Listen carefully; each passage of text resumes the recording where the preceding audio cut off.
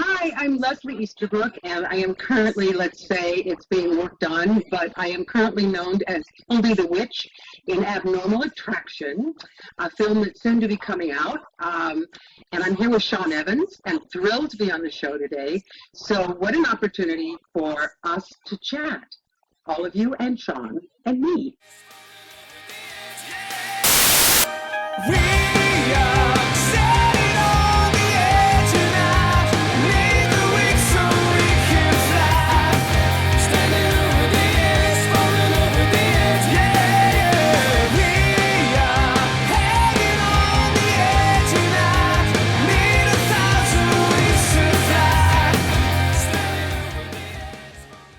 So, right, the guys over at Fuzz on the Lens are keeping up their guard all about Abnormal Attraction. They're staying very quiet. And they said, right, let's interview Leslie today, and she's going to reveal all about the show. So let's tell you, Leslie, ask you what Abnormal Attraction is all about. Can you please enlighten me as to what the film is focused around? You know what's funny is it just dawned on me, and I'm like 106 years old, and I've been doing this for almost 40 years, right? Working in films and operas and television shows and theater and musicals. And whenever an actor is asked what a film is about, what occurs to you is always what comes from the point of view of your character. So as far as all I know is that Abnormal Attraction is about Hildy the Witch. And in a way, that's true. And it's God, there's so many things. The film has so many twists and turns, of course, but it accomplishes a number of things in one, hopefully 90-minute movie. They may end up having to do two, but the anti-bullying thing is very, very strong in it. And I don't know if I'm telling too much by saying that, but Hildy the Witch has a vendetta, and it comes from high school. And when I figured it out, it was one of the funniest things. I had to laugh so hard. Is she was jilted by a boyfriend in high school who she fell in love with, and he had really no interest in her. And she spends her life trying to get even and trying to get some payback. So she's half witch, half human. She becomes the witch. And basically, I think it's all about Hildy, because I started Camp for Monsters, and that's all of her. That's all the farther I'm going now. So that's the furthest I'm going now in telling you about the story. But it's monsters, people, trying to integrate them in normal society, and celebrating and also cursing the differences between a monster and a human. But there is a lot of humanity in the monsters, as there is the monster in the human. Okay, so it has a very kind of psychological approach to it then. It's kind of like the monster within us all sort of thing, that kind of approach. Yeah, I mean, yes. And it's almost kind of dreams or thoughts or feelings that we've had since we were children and that we have as adults. And all of a sudden you're seeing that feeling or that thought all dressed up and acting out in front of you. And when I read the script, I kept wondering, what am I reading? What am I reading? This is really intriguing. Where are we going? And when I finally got it, it was like, I need to see this movie. And I know if I read something and I want to then see it, and somebody wants me to be in it, then I can't avoid it. I was going to say, with you saying that, it kind of really appealed to you. I mean, with the kind of things that Hollywood are churning out, your remakes and all the tried and tested material, was it nice to just read an original script and be like, thank God I am reading something different for a change? Yeah, I'm reading something that is intriguing me and it's holding my interest, but it's also it's challenging me. And that's the thing. I mean, you pretty much know when you start a big-time Hollywood movie how it's going to end, because it's the easiest to tell a simple story. Yeah. And really, Abnormal Attraction is a simple story, but it's so based on psychology and development from childhood into adulthood of a human, and it's different. Yeah, it really refreshed me. It was delightful to read. I had to take my time with it. But then when I started picturing it, I realized that it's not going to be hard to understand, and it's not going to be hard to follow. It's just going to constantly reveal things you're not expecting. Oh, And not, and they do have plenty of effects. I mean, for let's say very young filmmakers and very zealous filmmakers and guys that can make me laugh just by saying good morning, they're very serious about filmmaking.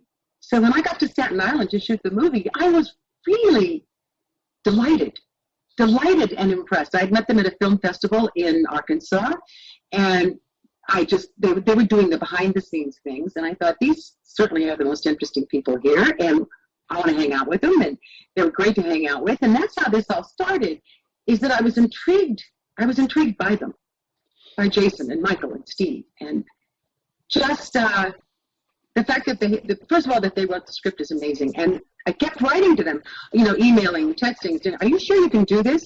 Because it's a complicated script, and it's complicated physically to shoot. And I'll be darned if they haven't pulled it off. Yeah, I love how you said how kind of attractive the personality was. Because, I mean, I came across Fuzz on the Lens about 2 years ago when I first started all my marketing and advertising work. And I actually met them through a film called Fear Clinic with Robert Englund, because Michael Levy was a very big part of Fear Clinic, the movie. And that's how we got to meet. And it's very attractive. All them guys, they just come together. They're like a little family. It's very appealing what they're trying to achieve. And everything they seem to create has just got that sort of magnet attraction to it. So when they come up with a film called Abnormal Attraction, it was kind of perfectly fitting for what they are as a company and what they stand for. Yes, it is. And it's sort of bringing the abnormal into the normal. I mean, just as warm as they are and as friendly and as fun. I mean, there I was at a birthday party during shooting in, Mike's grandmother's house. She is one of the most terrific, fun, wonderful people I've ever met. And his mother was there. And I mean, she's incredible. There's something about them, Fuzz on the Lens, that is entirely engaging. And I'm so glad you ran into them and got to know them. You met them before I did. It was just online. I haven't actually met them in person, though, because they were part of... You haven't? No, never met them in person, but I've met people who know them, because I speak to Michael all the time, I speak to Jason all the time, because I'm always promoting their work and, big fans. But when they shot Fear Clinic, I flew back. So when they were shooting in Ohio, I flew back home, and I never got to meet them. But I seem to be running into everybody who knows them. So, for example, I was at... I think it was Birmingham Comic Con. I met Eileen Dietz, and obviously she's in Abnormal Attraction as well. She spoke so highly of them, so I'm like meeting everybody who knows them, but I've never actually met them myself. Well, that's next, don't you think? I hope so. I'm going to tell Michael that we simply have to take what's left in the budget and fly to meet you. Please do. Oh, fly me out there. I need a holiday. I really do. You'd rather come our way. Okay, see, I'd rather go your way, but that's fine. Yes. Sean? You have an invitation. We can meet in the middle on like a cruise. Yeah, that would be fun. Like a Fuzz on the Lens cruise or Fuzz on the Water. There is something magic about them. Yeah. I'm crazy about them, and they were able to get people to be in the film that they didn't know if they could get. I mean, they're willing to take a chance. And I think as filmmakers, that's a really important quality. Yeah. Because if you play it safe and you just want to get distributed and you just want to do this and buy the book and that person will never speak to me, if you believe all of that, then you're never going to break through. And the filmmakers that remember to this day from all the history of film are people who were very bold, brave, and now Fuzz on the Lens, you can't help but fall in love with them. A lot of other people who were innovative maybe aren't remembered as so lovable, but they're remembered. Yeah, and they get their films made and their points across. Yeah, exactly. So then these guys are just getting started. It's a scary thought. What does the future hold for Fuzz on the Lens? I love what you're saying there. I mean, it's that kind of, you have to do something to stand out nowadays, because everybody gets into that kind of routine where they may think they've wrote the next big blockbuster, but they're not willing or don't have the confidence to take those risks. And it's all about making those risks in the first place that could get you that big break.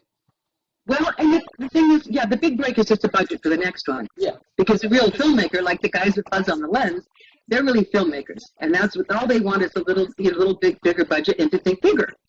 But in order to take the kind of script that Abnormal Attraction was, of course the thing I kept thinking is, how are they going to do this? How are they going to come up with the money to do it? They thought outside the box. They have a great big movie here that it's all there, but it didn't cost a fortune. They did it on a shoestring. Yeah. And it's figuring those things out. It's fine. And that's what the great filmmakers have always done. They've always figured out how to make something work and not lose their integrity in the process.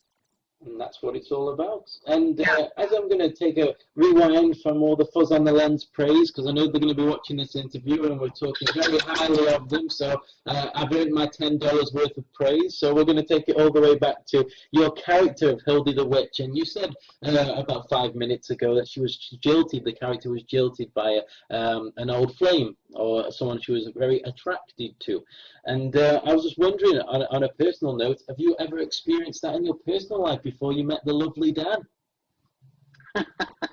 Oh, Sean, what a good question. Because one of the things that just outrageously, it was outrageous and it made me hysterical, is that I've been working on the script for quite a while, and I had read it, and when it finally dawned on me what Hildy was really, really so furious about, I just started to crack up. And who did I call but my best friend from high school?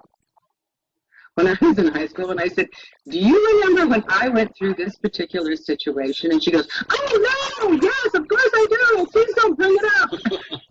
And I said, I'm working on a character who finally gets even. And she laughed for 20 minutes because I was going back in my own life and finding something to relate to it. Yeah. But it was a high school relationship. And for Hildy, it was a high school relationship.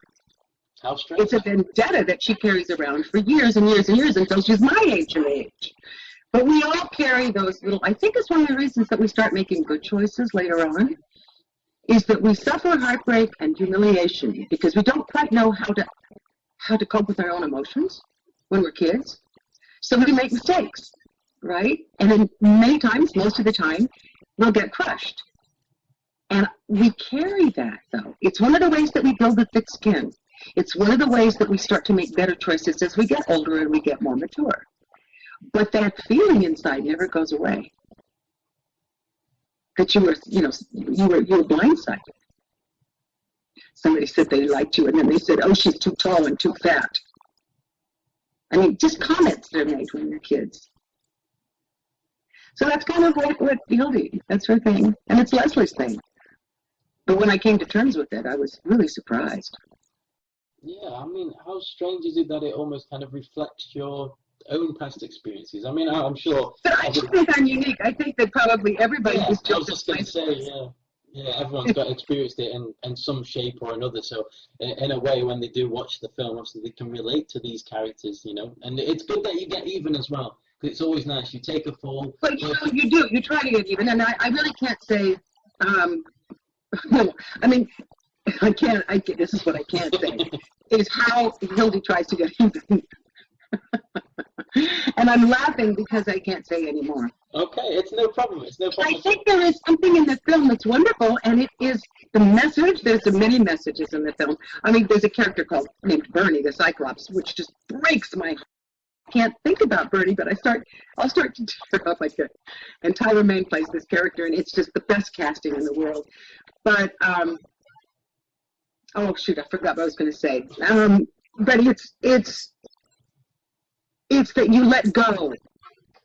You carry this in your heart, but if something reminds you of it, and it's something that happened to you early on, it's always there, and you try never, of course, to operate on it. You don't think about it very much. But I think when you come in contact with something that brings it clear to you when you're an adult, it's then exercised from your system.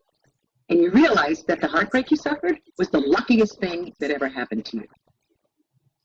Yeah, that's pretty deep. That's pretty deep for a Back to the Movies interview. I'm sorry, But I mean, I think one of the reasons that I started in the opera, and I realized that I got offers to do musicals and an equity contract, and one thing happened, and I started working in the business, is because my high school dreams weren't fulfilled. Yeah. It's because I didn't make choices that would have limited me to living in Nebraska I don't know if you've heard of it, but it's a state here in the middle of the country. Yeah. And it's not very exciting, but it's got wonderful people in it, and it's a wonderful place to grow up. I grew up on a farm with horses and all kinds of crazy things, and in a tiny, tiny town in the middle of nowhere. And one of the reasons that I work in an industry which is basically all over the world, and is so interesting and frustrating and fun and challenging, is because I, as a kid, had somewhere to go. You know, my dreams had to be bigger than the place where I lived.